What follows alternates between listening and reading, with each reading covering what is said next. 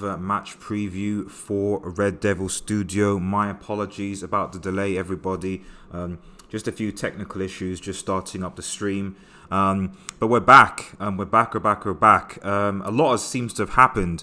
Quite a lot, actually. Sorry. After the... where do we start? As I said, I posted a video. Jose Mourinho coming to Spurs, which I think throws a curveball into the race for top four. We obviously already seen today that Spurs, having beaten West Ham fairly comfortably, I would say, and obviously, as everyone knows, we will be facing Spurs in about 2 weeks' time. So not next week, but the week after, and that's going to be a really, really big game. But anyway, I'm not going to go into speaking about Spurs and Mourinho. I want to obviously look ahead to Sheffield United. Now, I've said this is going to be a tough test, and for me, this is where Ollie earns his stripes here. It really, really is, because if Friday XRD, good to see you in the stream. Really appreciate it. Thank you. As I've said, as I'm saying, I think this is a tough game, and I didn't think I'd be saying this at the start of the season. Sheffield United, obviously, recently promoted, but they have a very good coach. As so many people were aware, Dean Henderson, who was at Manchester United's loan to Sheffield United. I don't think he can play. I don't think he's eligible to play against his parent club. So that, I guess, is good for us, because it means that they'll have should have a different keeper between the sticks. But Amory, MR, Phil, Fred, Andreas, and Mata. Yep, I'm certainly going to show you what I think is going to be the starting lineup. And you might be a bit disappointed. It's not my preference, but I think it's what it's going to be. But as I was sort of saying, this is going to be a difficult test for Manchester United.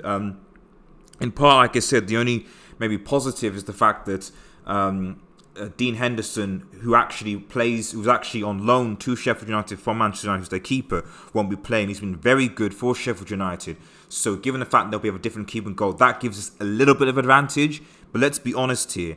Sheffield United are very strong. They're currently, right now, I think they're in 5th or 6th place right now in the Premier League. They're there for a reason. Chris Wilder, who's there, a coach, is a very organised coach, very tactically disciplined. They have one of the best defensive records in the Premier League. And Lodstrom, who's part of the defence, has contributed to so many goals. We're playing away there. Like Arsenal went away, got spanked. Liverpool almost lost or drew, as it were, against Sheffield United, but for a few VAR decisions. So it's going to be difficult. It's really going to be difficult. And I think that if Ollie actually wins this game, for me, that would be the turnaround. Okay, if we're thinking about turnaround, for me, beating Brighton at home, it was good, but I wouldn't say that was a turnaround. Beating Sheffield United away, who have one of the strongest, I would argue, defensive records, and are tactically sound, we can go to Sheffield and beat them. That, for me, is the beginning of a turnaround and to see a change. Dean Henderson can't play. Why can't Henderson play, Fraglord? Because he's on... I suspect it's because he's on loan from United. So he's one of the keepers. He's on loan from Manchester United. So I don't think under that you can play against your parent club in the season. That's why I don't think he can play as far as I'm aware.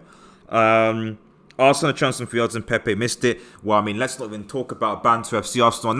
And this is why there's even, I would argue, even more pressure on this game. Because Spurs obviously won, although they're still behind us. Arsenal dropped further points.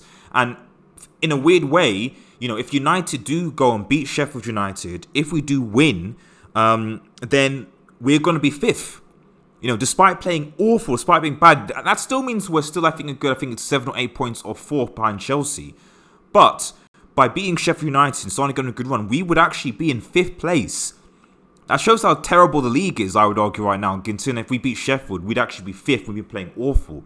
But it just goes to show you how things can turn around. And I just really, for me, this is probably one of the most important games in the season, because this tells me... essentially, whether Ollie can continue at Manchester United or not. Let me be blunt about that. Because if we can't beat Sheffield United away, and I know other teams have struggled to beat Sheffield United away, including Arsenal, it does give us a problem. It gives us a problem because Sheffield United, Wolves, Brighton, Bournemouth, West Ham, all these teams that we've lost against or dropped points against this season, if we can't get points, and then not only are we not going to get top four, and I did say at the start of the season that we would struggle to get top four, but I can't see us doing much in Europa League either. And with the squad and with the amount of money that we spent invested in this squad, you'd expect that we should be able to beat these teams, and we haven't, and we can't, and that is concerning. That does concern me. I can't believe Leicester is second. I mean, it's because they have a good coach.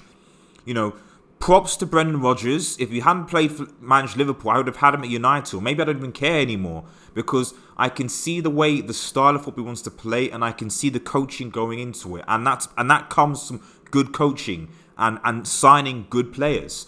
Well, good players that were fairly affordable, to be honest. Tielemans was signed for 40 million by Leicester. There's no reason why we couldn't have signed him for 40 million, but there we go. Look at our board. Amory 92. We need to balance the midfield. We need to start Matic and Mata, or else Fleck, Luni, and Basham will run right passes, and Billy Sharp will run off and create chances. I absolutely agree. I absolutely 100% agree with that. In fact, I'm just going to quickly show you what I think the team selection is going to be. This is what I think it's going to be. As you can see, David De Gea will start and go. I don't think there's been any issues with David De Gea from an injury point of view. Back from internationals, being fine. That obviously is fine. Although, to be honest, I generally always do feel bad for Romero, because I actually think Romero is actually quite a good keeper. And if we weren't losing so infrequently, I think he should be given more opportunities. But De Gea is going to basically be in goal. Speaking of defence, Amory, we were never getting Eurotums. It was a political play for Maguire. Possibly, but then I guess one can ask the question, where do we need to strengthen? I know we needed to strengthen our defence, and we do have Maguire in the defence, but, we actually had a lot of defenders. We didn't technically need to buy more defenders. We just needed a better coaching of said defenders. And as Axel Tuanzebe, when he's fit, has shown, and this is my own personal opinion, but I haven't seen the difference between an 80 million Harry Maguire and a no million Axel Tuanzebe for United this season. I haven't. And if that money that we spent could have gone on to actually buying us a midfielder, when we've now been blighted as in the midfielder crisis, with McTominay being injured, Pogba being injured, selling Fellaini and Herrera. Well, there you go. That's where we need to strengthen, in my opinion. But anyway, I'm gonna move on. So Maguire, Lindelof, and back. Again, I think Tuanzebe is starting to come back to fitness. So if he's on the bench, that's good. I would like him to get at least some game minutes. Maybe if we are ahead, but maybe a 1-0, 2-0, whatever, he can come on, short the ship, because I think it'd be good for him to come back into the fold. But I suspect Maguire and Lindelof will be the ones to start if there are any issues. Wan-Bissaka is going to be a right back. Dalot obviously is injured. Wan-Bissaka, I think, has been very good defensively for us. There is obviously an issue with him going forward, although I think some of his final balls have been alright, but I think the finishing, i.e. from Jesse Lingard, hasn't been up to par. But I do think Wan-Bissaka has been solid for us. My concern with Wan-Bissaka is the fact that he seems to be playing almost every game, and with the Christmas or the busy, and this is what we need to think about, guys, because this is where I feel that United are going to struggle coming into December, because the Christmas period is always very busy. Games left, right and centre, midweek games, weekday games, etc. No time to rest. We've got midweek games, league games. We're going to have League Cup games. We're going to have Europa League games. We're going to have a lot of games being played in December, and our squad is bare thin, and that means injuries. And our squad is so brittle that all it takes is, a foul here or a misturn here, and Wan-Bissaka's gone and he's out for like 3 months. That for me is my concern. This is actually, we should be approaching a season where we need to rotate our squad, and we're in an unfortunate situation where we can't.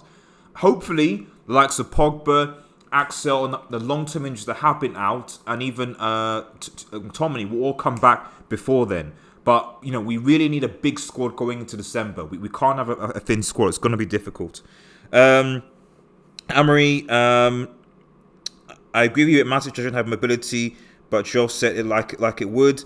I agree with Axel. Axel, yes, of course. Oli doesn't coach us going forward, which I think is a problem, because I think that's what if someone could coach Wan-Bissaka on him going forward, he'd probably be the best right back in the league, and that needs to be coached. Lingard out, Bruno Fernandes in. I think with Mourinho going to Tottenham, I think they're more likely to sign Bruno Fernandes than us, if I'm honest. But yeah, Wan-Bissaka on the right will probably start. Now, left back is going to be interesting. I think Brandon Williams needs to start against Ashley Young. Okay, if there's one thing that I feel that we could do to Sheffield, which is with our fullbacks, because they do play quite compact. And one of the things that they did when they played against Liverpool is that they pushed their fullbacks backwards. I think that we can take advantage of that. I think that we have the players in Williams and Wan-Bissaka to push their fullbacks backwards. And I think that in this case, Brandon Williams, who loves going forward, defensively still not amazing compared to sort of Wan-Bissaka, but his delivery is a lot better, in my opinion, than Wan-Bissaka, and he needs to start over Ashley Young. I don't want to see Ashley Young in the left-back position unless we're playing in the Europa League, against banter teams. Fine, then Ashley Young, we essentially already qualified for the Europa League anyway. Play Ashley Young in the Europa League, or the League Cup game against, is it Colchester, I think, or something like that? Colchester that we have in league. Play him there, that's fine. But for league games, we go with Brandon Williams. He needs to be allowed the time to develop and grow, and to potentially make that spot his own while Luke Shaw is actually out injured. So give him that time, give him that patience, and let him go forward. That's what I say. Then, and this is the controversial one, Nemanja Matic. I think Matic clearly Matic doesn't want to be at the club. Clearly he knows that Solskjaer isn't playing him, and clearly he wants to leave, as is evidenced by certain tweets, certain comments, etc. He wants to go. There's no doubt about that. But knowing Ollie, I think Ollie's going to go with the safe bet. I think, two things can happen here. If Matic does not play, then Matic is then that's a sign. If Matic doesn't play, and instead it's like a Garner or a Gomez or maybe even a Mata that plays like almost like we play, instead of the 4-3-3 that you see there, we maybe play two holding midfielders in Pereira and Fred. Pereira has the holding, which I don't think is a good idea, because Pereira's not really a holding midfielder and at times a liability. Possibly, maybe you could, I don't know who could put. Maybe you could even put Maguire further forward as a holding. But anyway, essentially what I'm trying to say is that if Matic doesn't play, then Matic is gone in January, because this is the perfect situation for Matic to come in as a holding midfielder and allow Fred and Pereira to be more box-to-box and to go forward. Not that their passing distribution is as good as, say, a Pogba, but that's what I could see. Looking at, just reading some of your comments, David here, of course, yeah, Ashley will start. I hope not. I mean, he didn't start against Brighton at home, and he did play very well. I hope Ollie really does build on that, because he says he's about promoting youth. Ashley Young is not youth. Okay, so if he's saying he's gonna promote youth and give you opportunities, Brandon Williams, who has been good for us in the games he's played, he should stick with him and continue to promote youth. That's what he should do. And then the man who's done out here, Mourinho will sign for 5 million, probably in January. Garner and Gomez won't work. The Bladesman to experience. I agree with that. I agree. That's why you're right, and that's why I think that he will play Matic. That's why I think that he will, because Garner and Gomez can't come into this game, because Matic can play the old midfielder role. I genuinely think that he will probably play Matic in that role. That's why I think I'm going with Matic here as my predicted starting 11. And in front of him, obviously, you had your Fred and Pereira's. Probably Pereira going slightly forward. I would anticipate. I can't see really anyone. I mean, Solskjaer has tried playing Lingard and Matt in that midfield, coming to that midfield. I don't think that's going to happen. And the other thing, and I will say this, is that it's quite possible that Ole Gunnar Solskjaer, I don't think he'll play two holding midfielders. I don't think he can play two holding midfielders against Sheffield United. I don't see the point in it as well, given their midfield and given their defence. And Fred and Matic, as that I don't think will work. But what I could see is Solskjaer playing a 3-5-2, and I'll talk about that a bit later. But that is something that could potentially be an option for Ole Gunnar Solskjaer. But we'll stick to this formation for now. So Pereira and Fred in particular, I'm still not convinced with it. Fred, I'm seeing glimpses. I'm seeing Fred with the game time, with the consistency, becoming, I think, one of our mainstay midfield players. And I think that is props to Fred and how he's actually performed in a Manchester United shirt. He has been given a lot of stick, quite rightfully at times. But I think I've seen improvement in Fred, and I've seen his tenacity and his work rate is what we've needed at this time. And to be fair to Fred, he's kept himself fit. I'm sorry, I know we should be dishing out compliments here, but at least Fred, I can't think of an injury record issue since Fred has come to the club. Not that he's been played a lot, but he's kept himself fit, and that's what we need. We need fit players who are tenacious, who can run, and who can give us energy, and that's what Fred can actually give us in the squad. Pereira, on the other hand,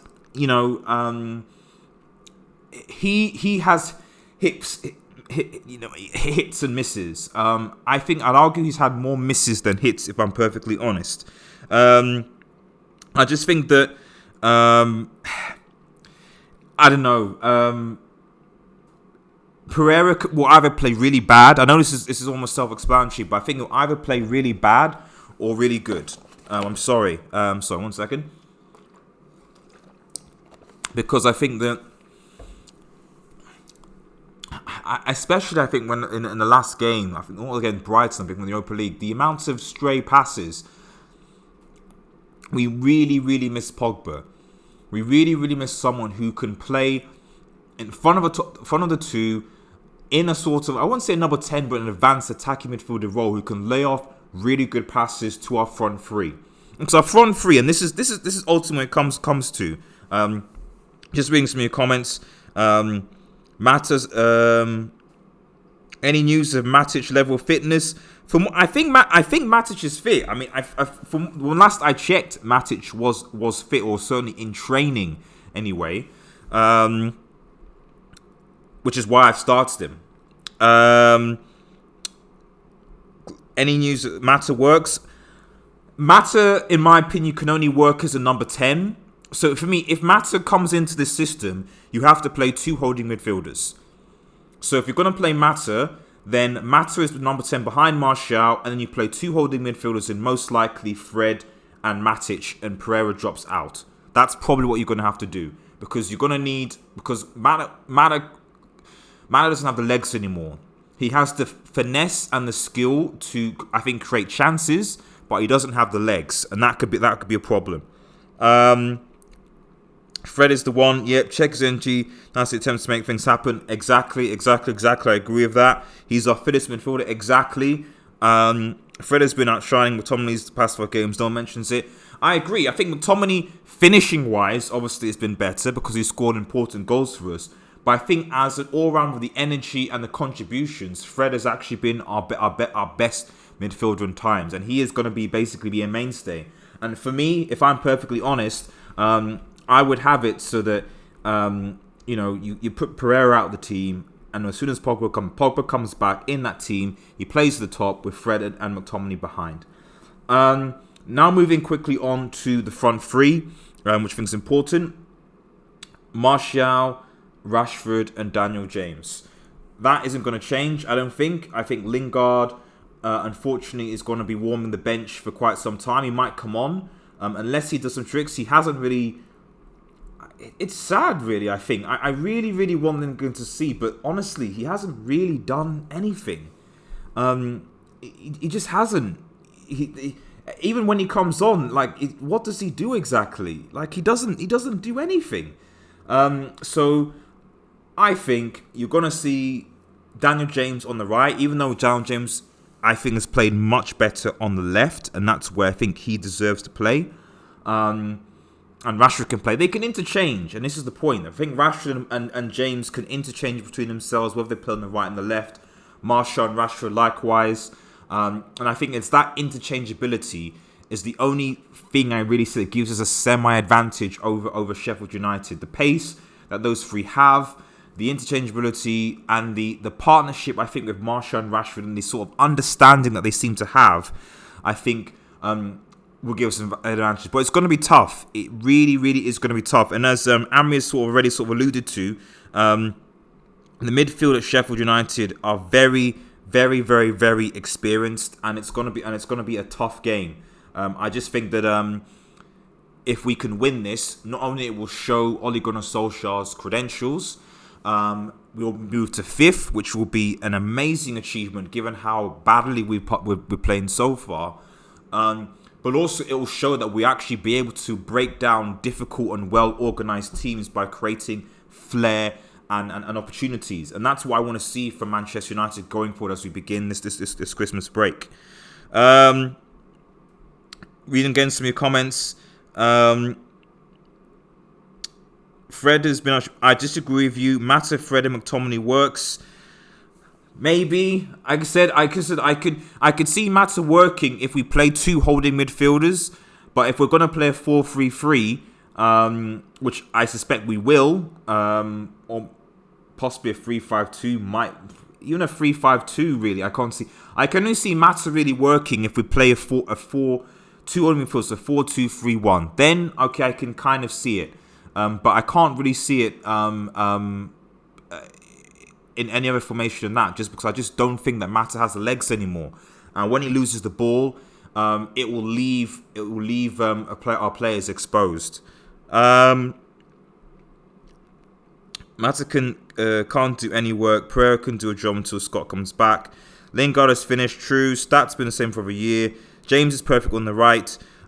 Yeah, I think he is good on the right. I just think that, like, his natural position is a left winger. And from the times I've seen him play on the left, I felt he was actually more dangerous on the left than the right. But he can play both. But I just feel like that his natural position, and that's why he's been playing for goodness knows how long before he came to United, was on the left. Rashford can't play on the right.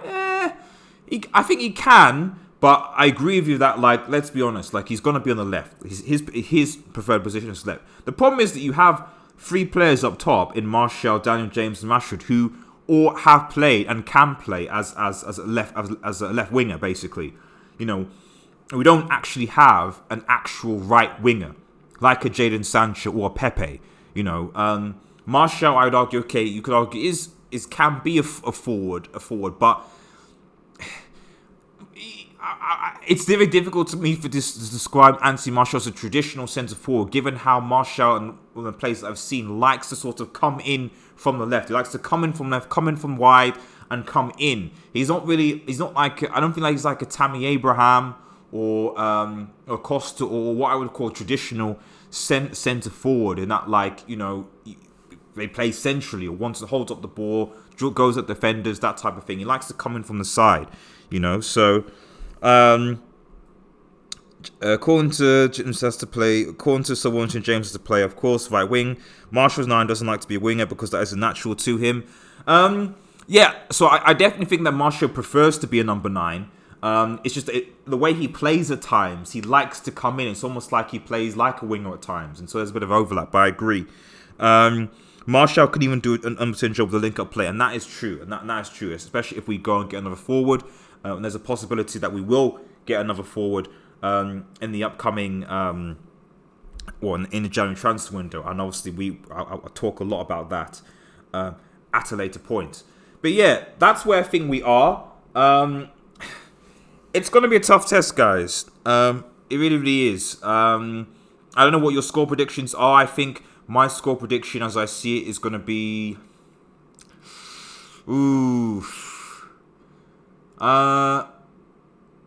I'm going to go... Oh, it's going to be difficult. I'm going to go for... We struggle still to keep a clean sheet. And I think Sheffield United could score against us. I'm going to go with 2-1. Just 2-1 to Manchester United. I think Martial get on the goal sheet. And I'll give it to... Martial and Rashford. Martial and Rashford.